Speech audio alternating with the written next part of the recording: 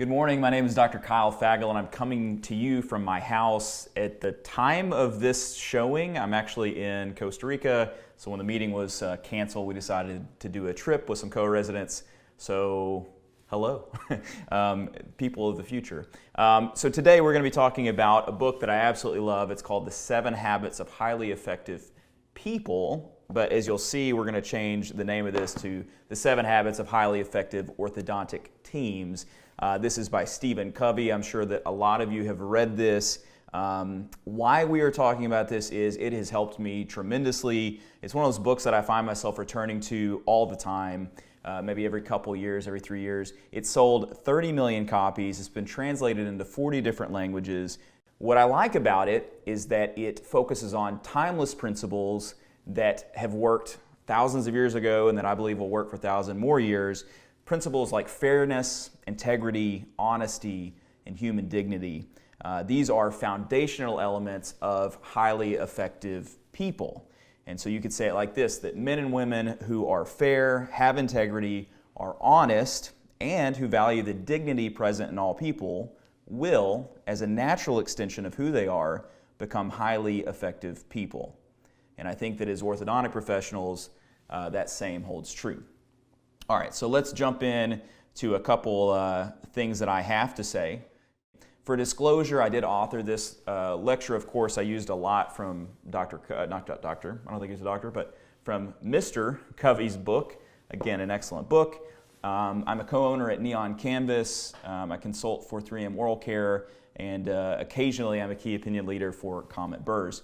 Who I am, if you don't know who I am, my name is Kyle Fagel again. I was born in Jonesboro, Arkansas. I went to college at Harding University in Searcy, Arkansas, and then I spent 7 years, or I should say I served 7 years at the University of Tennessee here in Memphis.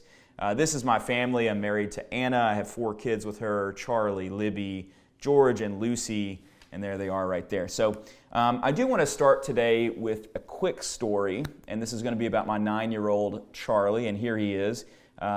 And he has been for a while now pretty obsessed with Harry Potter. He's read all the books, he's watched all the films. We even went to the Wizarding World of Harry Potter in Orlando a couple years ago. He has the same birth month as Harry Potter, it turns out. I know he's a fictional character, but they share a birth month.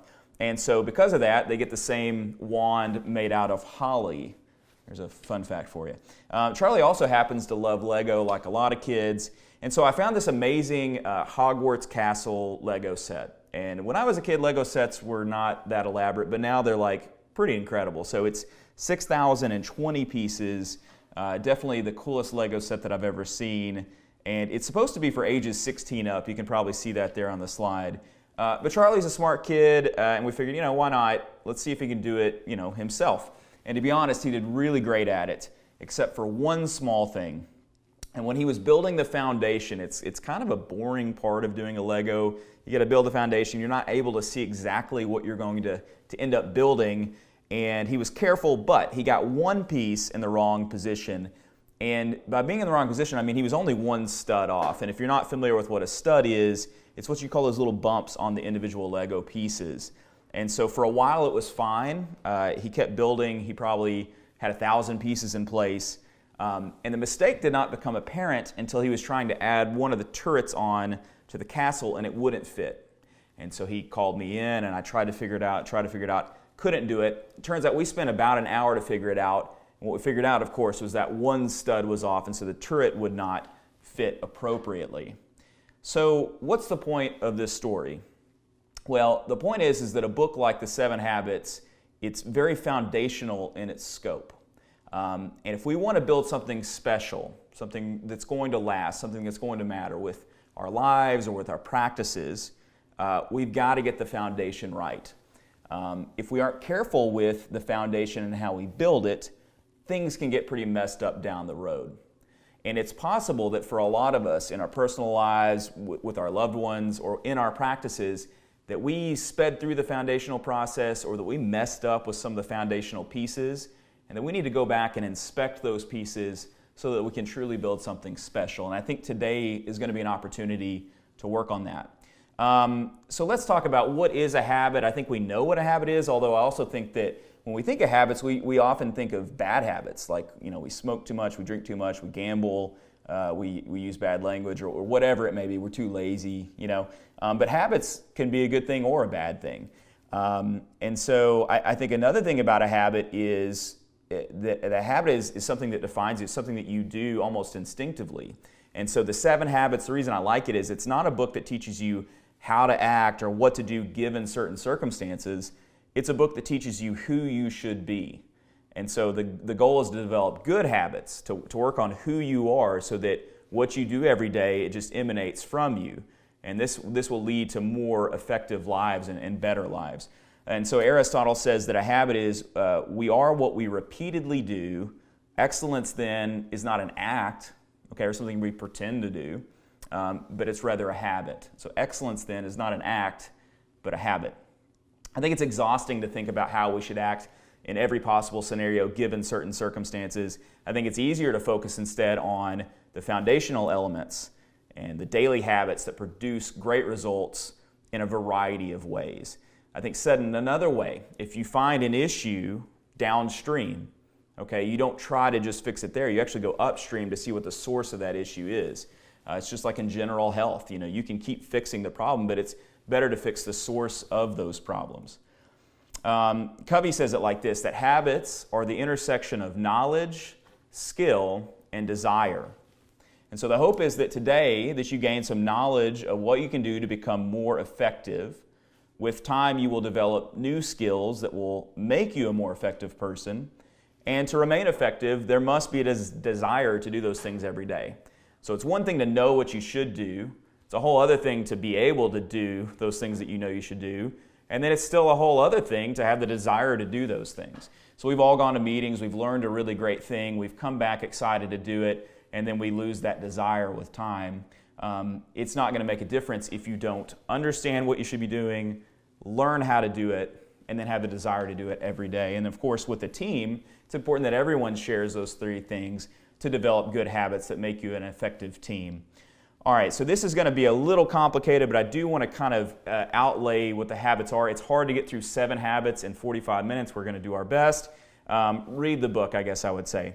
We're going to be moving a person with habits 1, 2, and 3 from a place of dependence to a place of independence, and then from independence to interdependence. Trust me, if you'll read the book, it'll make more sense. But let's look at the first 3 habits. The first 3 habits, they deal with self-mastery or working on yourself. And so that's going to be habit 1, be proactive. Habit 2, begin with the end in mind. And then habit 3, put first things first. And then you will move from being dependent to being independent. And once you're independent, now you can focus on how you interact with others. And so habits 4, 5, and 6, they focus on others and how you interact with those around you, which is obviously really important as orthodontists. So habit 4 is to think win-win. Habit 5 is to seek first to understand, then to be understood. And habit 6 then is to synergize or to work together. And at that point now you're interdependent. And so you can not only be effective on your own, but also effective with others. And then to make sure that it continues to happen would be habit 7, which is to sharpen the saw, which we'll talk about, but that's the habit of renewal. And Covey also says this, that habits are powerful factors in our lives because they are consistent, often unconscious patterns that constantly, daily express our character and produce our effectiveness or our ineffectiveness. So again, if our habits are bad, then we are going to be increasingly less productive or more ineffective people. If we have great habits, then we will, in turn, be more effective.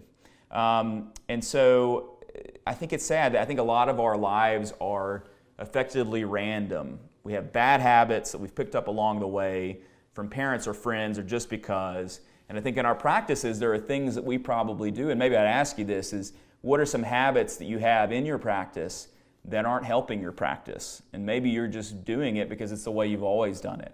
So again, the idea of this, like that Lego, is to go back to the foundation, figure out and root out maybe some things that we've just done because we've always done it, because we did it 30 years ago. Or maybe the practice we purchased, well, that's the way that they did it. And to root out those issues, to establish that, hey, we have knowledge now that there's something wrong here. Let's fix it and let's move forward in a more effective way. One of my favorite things from this book is the example of the golden goose.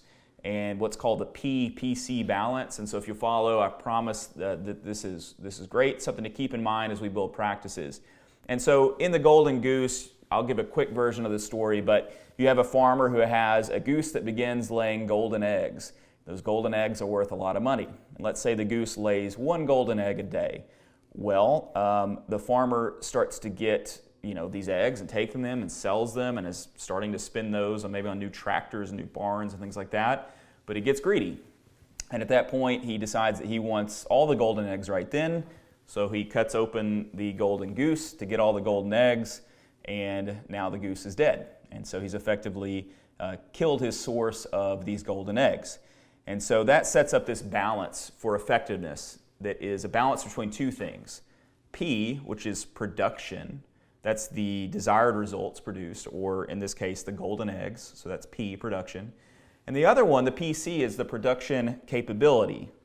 And so this is our ability to produce these eggs. And so once the golden goose was killed, well, we lost our PC and thus lost our P. So you have to maintain a balance between those two.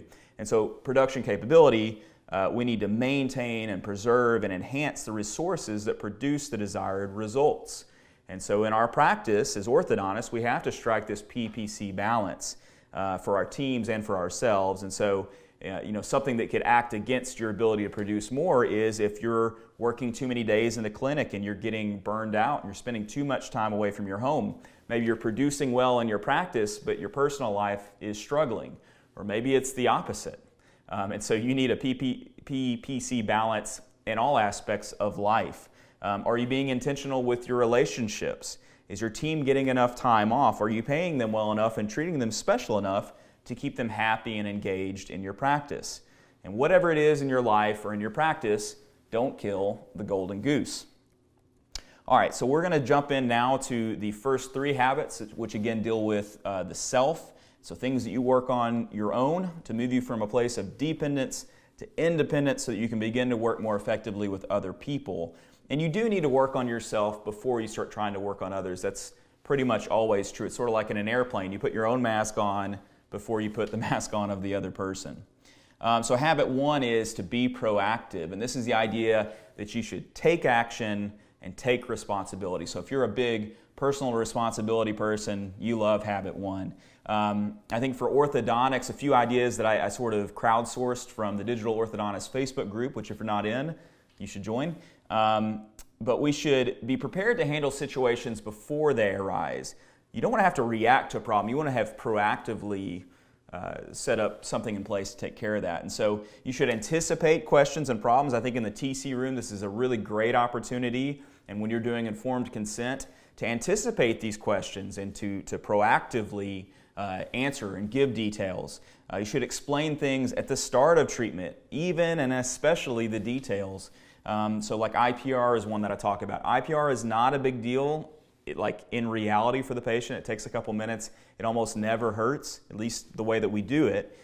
But it's something that freaks out just about everyone because it does sound weird. And so if you explain it on the front end, if you're proactive about that, you'll avoid hours and hours of problems down the road.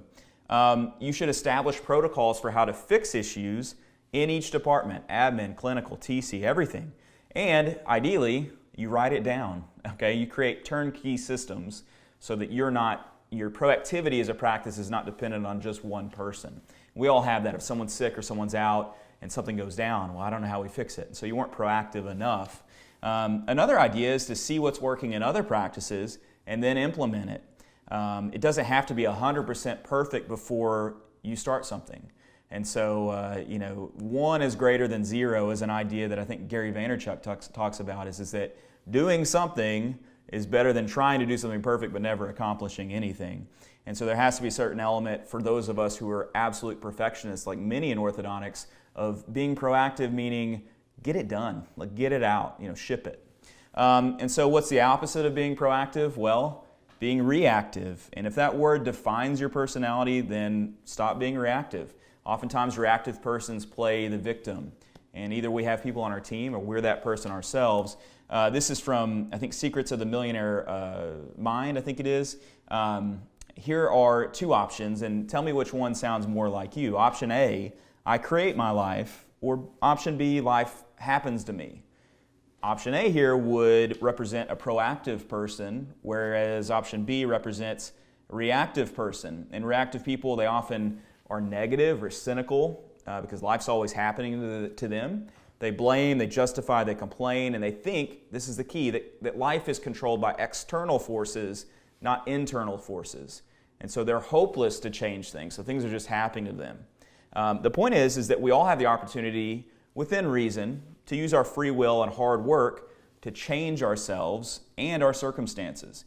Now, you either believe that or you don't, and there are exceptions to that. I'm not trying to make a completely universal statement there, but for most of us, that's true, that we have an opportunity to create our life or to manifest things in our lives that are either positive or negative.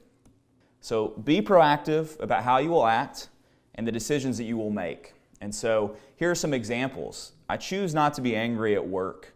I choose not to bring work problems and stresses home with me, and I will be more present and involved in my family's happiness.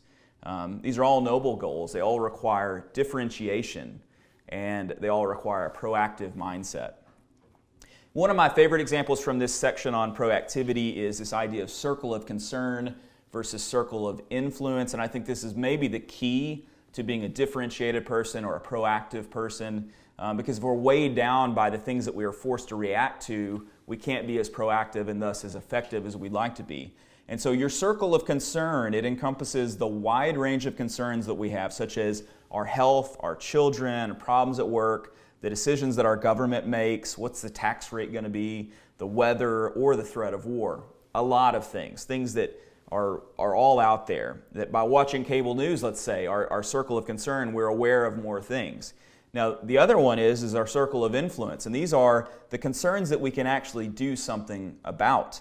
And these are concerns that we have some control over, that our proactivity will actually make a difference in. And a proactive person, and an increasingly proactive person, is going to focus more on their circle of influence, okay? The things they have control over, and that actually then expands this circle into the circle of concern, eliminating the things by which they cannot control or have any influence over. And by doing that, by spending more time focused on the things that you can actually make a difference in, well, of course, you become more effective. And so I guess the question would be, what are some things you're consistently concerned about, but that you know you will never be able to change? I think a really obvious one is largely federal and national politics. There's very little that we actually have control over as it pertains to that. Maybe another one is sports. I love sports. But the degree to which it takes us away from the things that we can actually have control over and that can actually make a difference in our lives or that we could be effective in is likely negative. Okay? And if you're now treating your family poorly because of the outcome of a sports event that you had no control over, I think that's a problem. And also just keep in mind, how is growing your circle of concern impacting your circle of influence? And it may shrink it down to where you're not being influential in any way, because your circle of concern is so great. I love this quote from Mark Twain, is, "I've had a lot of worries in my life, most of which never happened." Luke 12 says it like this, "Who of you by worrying can add a single hour to your life?" And so I think we spend a lot of time in our lives stressed out and concerned with things that may never even happen and that keep us from being proactive. All right, so let's move on to habit 2. These will move a little bit faster. Habit 1 is, I think, the one to put the most focus into. And habit 2 is to begin with the end in mind. And so what I want to do is, speaking of death, is imagine that you're at a funeral. And it's your own funeral, okay? So you've got to use your creativity here. And imagine that you're sitting in the audience and you're listening to people give eulogies about you and your life. And the question would be is, how do you want to be remembered? And how will people describe you in the end? Now, this is really how we should plan out our lives, with the end in mind. Now, if you're religious, then your end is not just your funeral, and so a legacy that's only focused on this life is somewhat shallow, because there is a life after this life if you believe that. But if you don't, at the very least, I think a good thing to aspire to is to have a life that leaves a legacy, that makes a difference, that has a positive influence on this world and on the things that you value and that you put stake in. Our culture is increasingly focused on living in the now and living in the moment. But I think there's always value in looking to the past for guidance on how to plan for the future. And I think it's great to be present and in the moment, but you have to be able to plan and to learn from the past to make the best present, but also the best future, and to leave a legacy. I think it's important to visualize where you want to go and to sit down and plan this out. And you do this for anything that you want to go really well. Anything in your practice, anything in your life, you plan it out and you visually build the idea or manifest the idea first before actually doing that. A really good example of that is a blueprint. And so a blueprint for a home, if you want a nice house, I know that the people that built this house, we purchased this house, they spent, I think it was 3 years just planning, and then they spent 5 years building. And so to build something really great, you have to plan it out. And so Covey says that there's a first creation, which is mental, as I said. So we imagine what we want to do. Again, this is like a blueprint step. And then the second creation is physical. So we actually then do what it is that we're trying to accomplish. And I think one good way to do this is with a personal mission statement. We know what a personal mission statement is, but it's like a motto that states what your life is about and what you want to be about. Again, the 7 habits are that in effect, okay? And so, if you've not discovered or established what your personal mission statement is, maybe your family doesn't have one, perhaps your practice doesn't have one, then I think it's important to say, you know what, if I'm going to get anything out of this, I'm going to do that. I'm going to come up with a mission statement and I'm going to try and live by that every day. Maybe I'm going to put it up on my mirror so that every morning I see that. And so pray about it, self-reflect on it, be an intentional planner, visualize the end, and Covey ultimately says, be true to yourself. And I think if anything you're doing in your practice is not true to yourself, it won't last. I think a lot of this comes down to what our center is or what is most important to us. And I think there's a lot of centers, and we'll talk about it here in a second, that aren't healthy and that don't produce effective lives or that produce good and productive lives. And so what the 7 habits urges us to make our center is a principle-based center. Think of it like a moral-based or an ethical-based center, okay? We should state these principles in our personal mission statement, and we should review this frequently. If your center is money, and I'll show it on this slide, that's not going to produce great results. Here's another example. If your center is your spouse or your family, it's not going to produce as good of a result as if instead your center was principle-based. Someone who has a principle-based center will not only be effective in the way that they do work or the way that they help their community, but also as a spouse. And so that may be a hard concept to wrap your mind around, but if you just focus on one aspect of life as opposed to, again, the foundational elements that produce a great father, a great husband, a great orthodontist, a great community helper, that is not going to be as effective as focusing on that as your center. And so I think that's a difficult thing to get around. And I think in orthodontics, probably one of the most common centers is money. And so people who make money their center and put money first, they treat money as a source of their security, and they often make family and friends a secondary priority to acquiring more money. And we don't want that. And I think even family-centered people, it sounds great. You could always say that you're centered on your family, and that's a good thing. People would nod their heads. But you place a huge significance on the family's tradition and the activities of the family, and you become maybe too insulated. And so there needs to be balance there. As orthodontists, I think beginning with the end in mind is a hugely important thing. And so just some examples. I always use a height gauge when bracketing directly because it keeps me consistent and I reach the end quicker. And so I'm planning for the end. I'm planning for my pan reposition appointment by measuring and by standardizing that. If you use digital bracket placement, well, hey, that's probably even better. You're beginning with the end in mind for sure. Treatment planning, obviously, is an example of beginning with the end in mind. And if you don't think about how you're going to get to the end as you're planning and you're just throwing braces on, that's not going to be great. Flipping brackets when you're treating non-X and when you already have enough torque. Banding upper sixes if you're going to use the forceps or something similar. I love this is from Neil Kravitz. Adding mesial root tip to upper laterals on a phase 1 patient. That's going to help from impacting canines or damaging the roots. And so, beginning with the end in mind, the list goes on and on. And so I think you've got to be detailed and systematic in the way that you plan in your practice, and that's beginning with the end in mind. All right, so habit 3, put first things first. This one is sort of self-evident. Yeah, that sounds good. Should put first things first.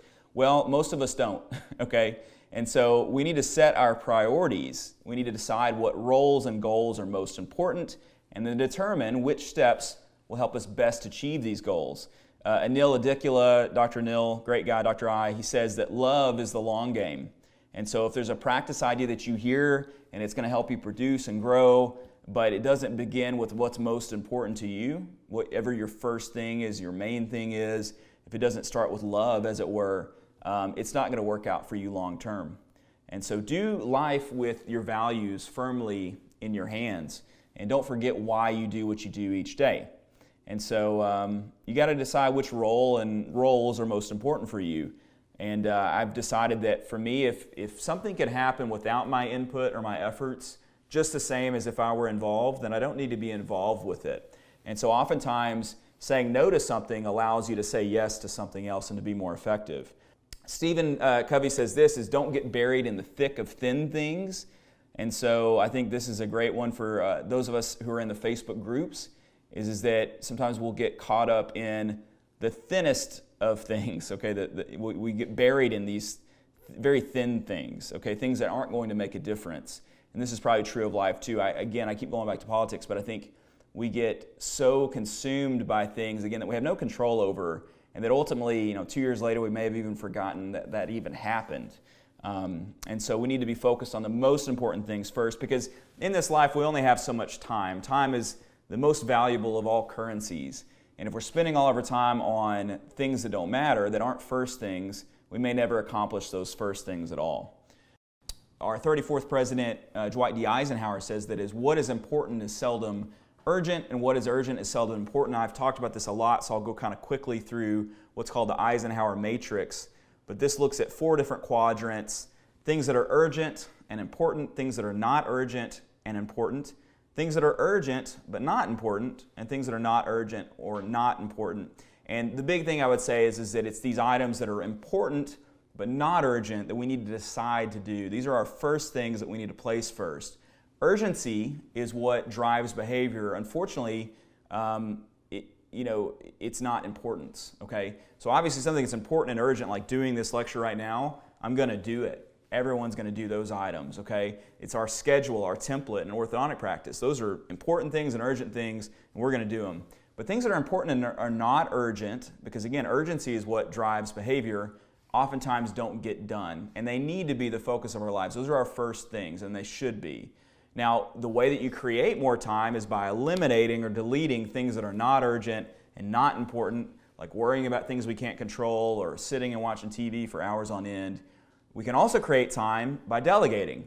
So taking the things that are urgent but not important, not that they're not important as much as it's not important that you do it yourself. It's urgent that it gets done, but it's not important that you do it. You should delegate those items. All right, so in terms of how to keep first things first, I think doing a personal goals experiment or writing them out is a great idea. So I have a sheet like this. I can send this to you if you want it. And so it's really important to do this every year, and then I put it up on my mirror so that I see it every day, and it makes sure that I accomplish more things and I stay more effective.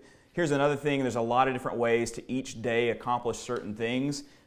What I actually do is each week I get a blank sheet of paper and I list out the things for that week, and I also have a section that keeps up with long-standing tasks that I'm not going to be able to accomplish just in that week, and so that I don't lose it. And so you want to close as many loops as you can, and you also want to be aware of what the open loops are in your life in terms of accomplishing the goals that you've set out to accomplish. And there's something about me on paper, I know you can do it digitally, but I love just scratching through some goals when I've finished them.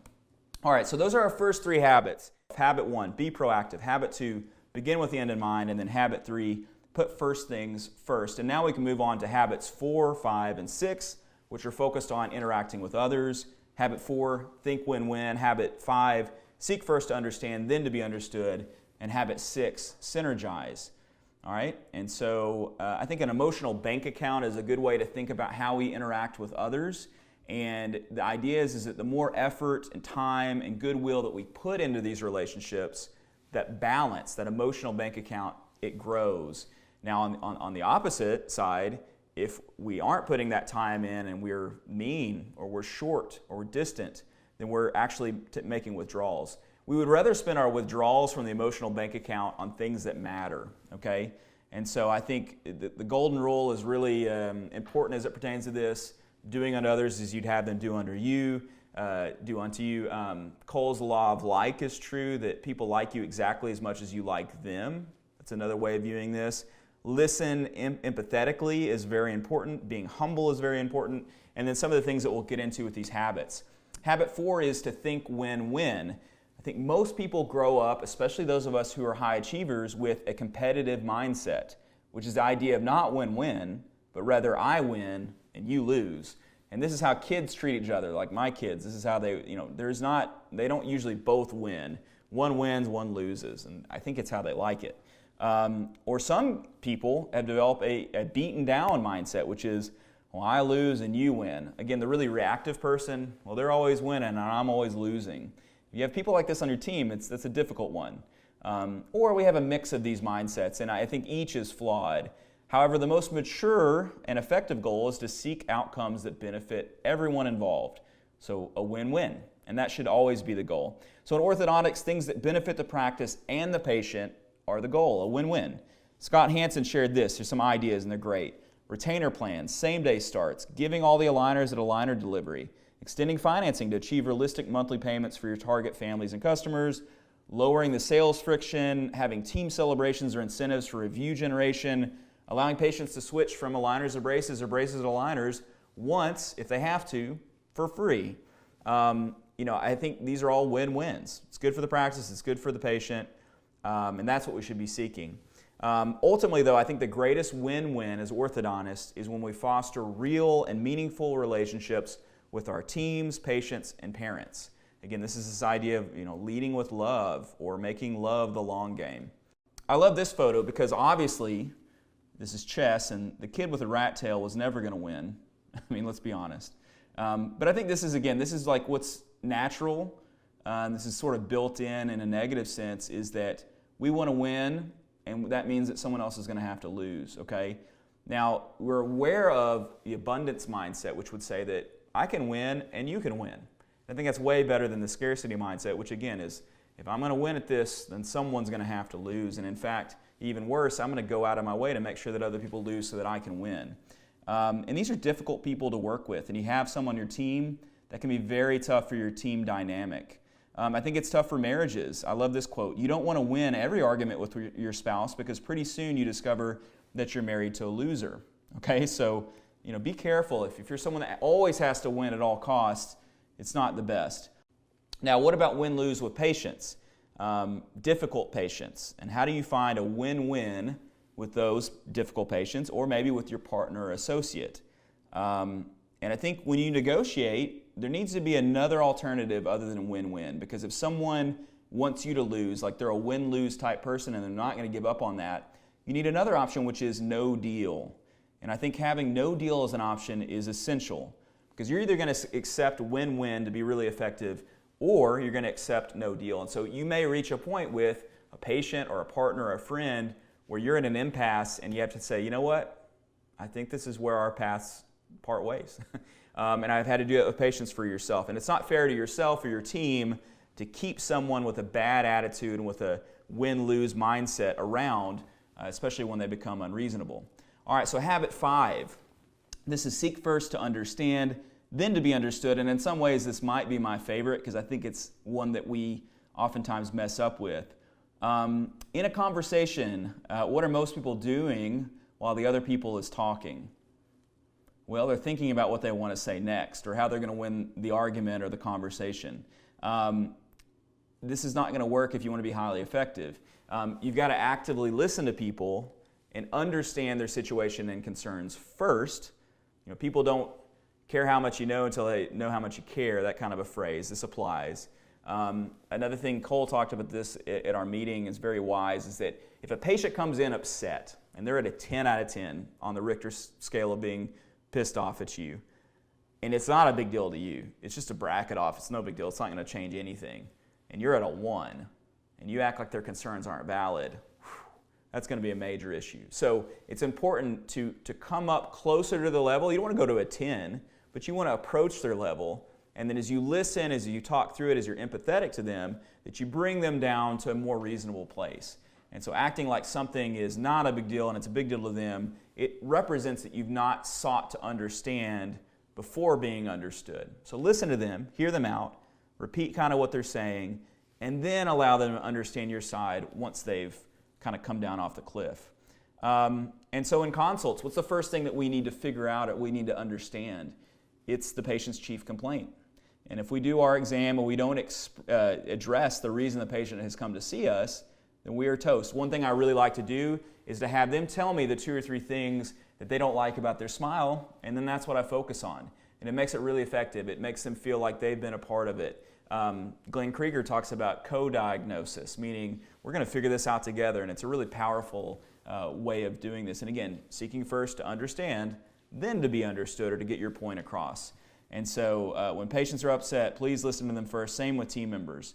So here's a verse I really like from James 1. It says, "My dear brothers and sisters, take note of this. Everyone should be quick to listen, slow to speak, and slow to become angry." And I think you can be so much more effective if your emotional bank account is at the highest possible level with people, and that starts with listening to them when they have an issue. Covey says it like this: when you can present your own ideas clearly, specifically, visually, and most importantly, contextually, in the context of a deep understanding of other people's paradigms and concerns, you significantly increase the credibility of your ideas. Okay? So we should diagnose before we prescribe. Okay? We should treatment plan before we treat. We should measure twice and cut once. If your interactions with upset patients or team members or loved ones keep going wrong, maybe it's not your words or your plan to help, but maybe it's that you've not been truly listening to them. All right, habit 6, this is the final of our habits that allow us to interact better with others, and this is called synergize. Synergy is one of those, like corporate speak words, but I think it's important.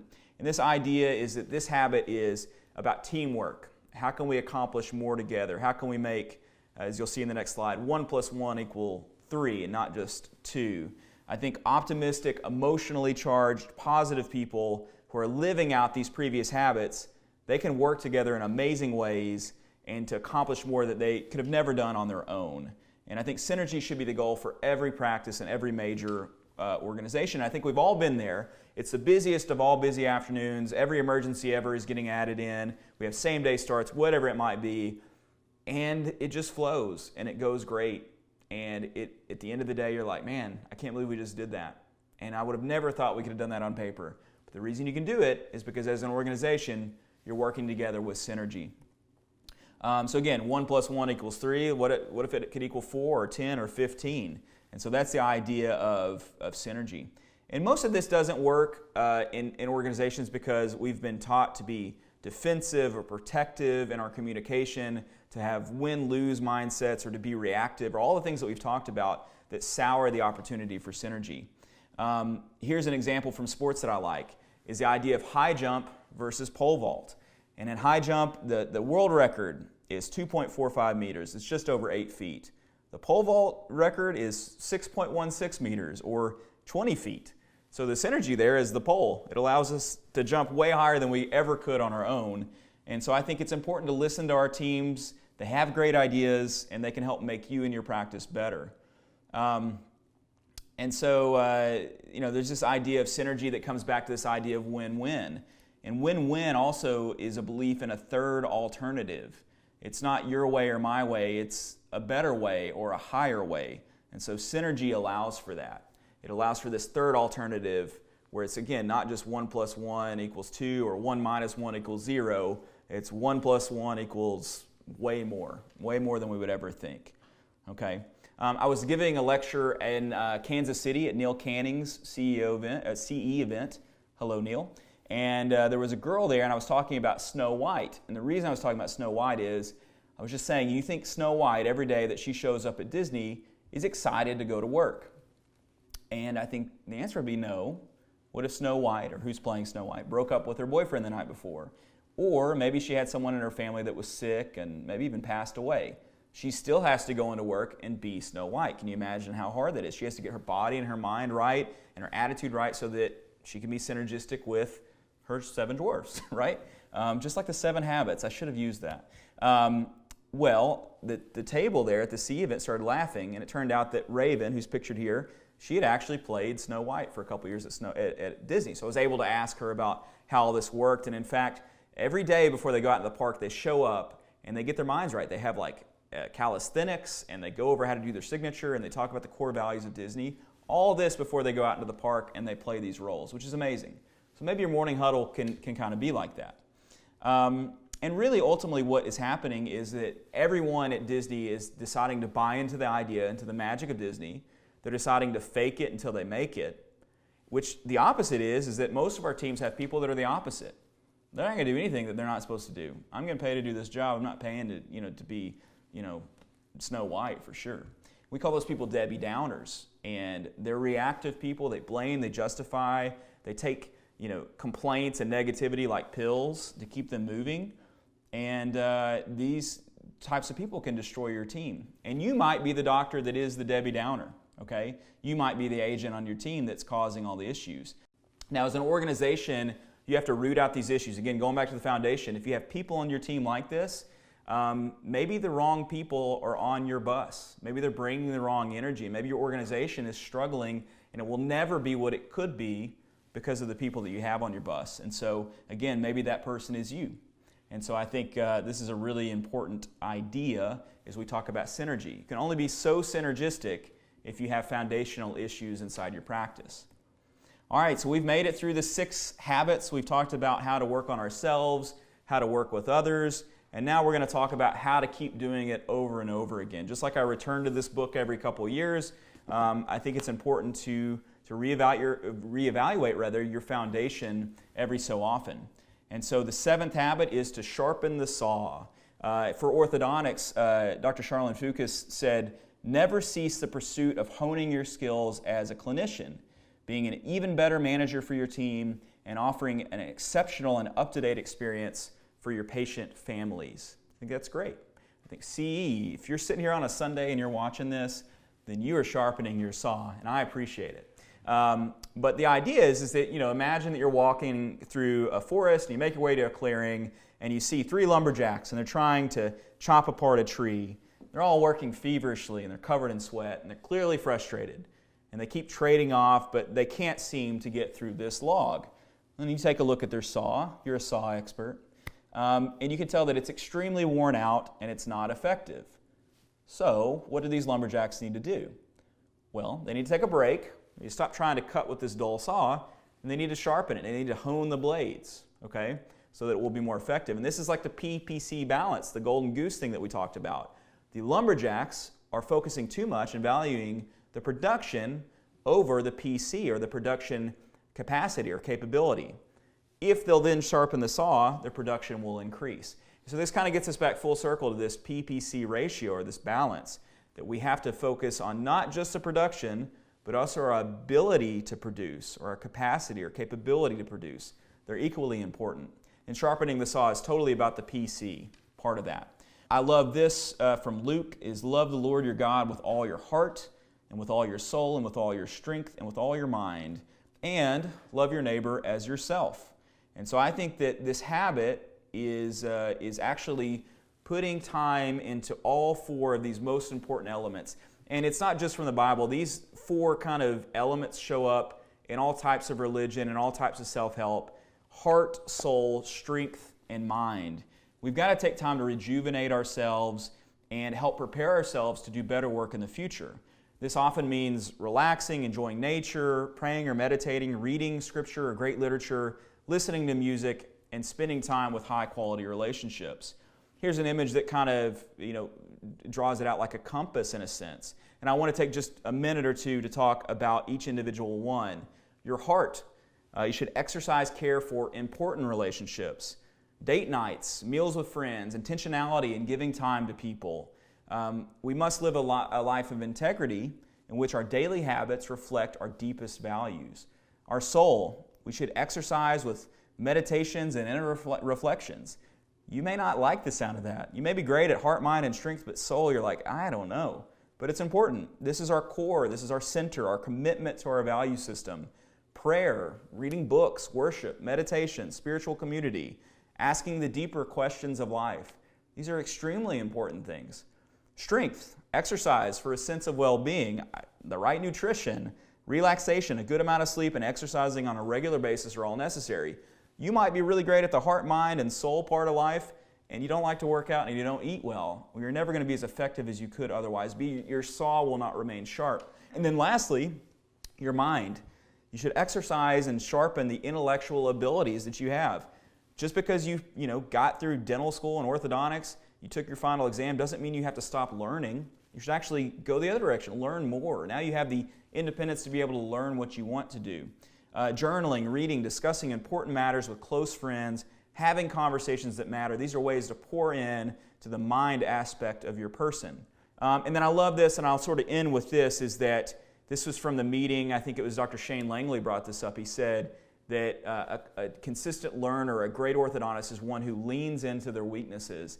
I think that's awesome. And this sign says, be brave enough to suck at something new. I think a lot of this requires humility to say that, yeah, I'm effective, I have a productive practice, I have a great life, but it could be better. And so I'm going to take the risk of maybe not being great at this new thing. Maybe it's TADS, maybe it's this type of appliance, maybe it's digital orthodontics, or maybe it's marketing your practice in a different way. And I'm going to lean into that weakness instead of pulling away from it. And I promise you'll become a more effective person. So if you recall, my son Charlie, he was building the foundation of his Lego. He got one piece wrong. Just a little stud was off. We worked over an hour trying to figure out what was wrong. It was the least fun that either of us had during the entire process of building this 6,000-piece Lego. But in the end, we figured it out, and actually Charlie figured it out. And I'm proud to say that after that initial mistake with the foundation, my 9-year-old now, but 8-year-old at the time, he went on to finish that castle practically all by himself. And as a dad, it was a really special moment. I was very, very proud of him seeing him finish that. And so I know that in this virtual audience, there are several different castles or projects or practices or family units, important relationships that we're all in the process of building. And I know that many of us have screwed up the foundation, maybe in one spot, maybe in multiple spots. And I know it's causing us a lot of pain. So I encourage you to go back to the start, go back to the foundation. Do your best to get those most important things right. Start with first things first. And then move forward in your life, prioritizing those most important things and these 7 habits that can make you more highly effective. I promise it will make a difference in your life, and not just for you, but for the people around you. So again, it goes without saying, I highly recommend this book. I hope you'll read it. It's fantastic. And I really, really appreciate you for spending time with me. I hope the rest of the meeting is excellent, and I hope you learn a lot. If you have any questions, please reach out to me. Obviously, I'm not an expert on these habits. I've not figured it all out, but it's something that I want to get better at, and I hope and trust that you will too. So have a great one. I hope to see you in person here very, very soon. Bye-bye.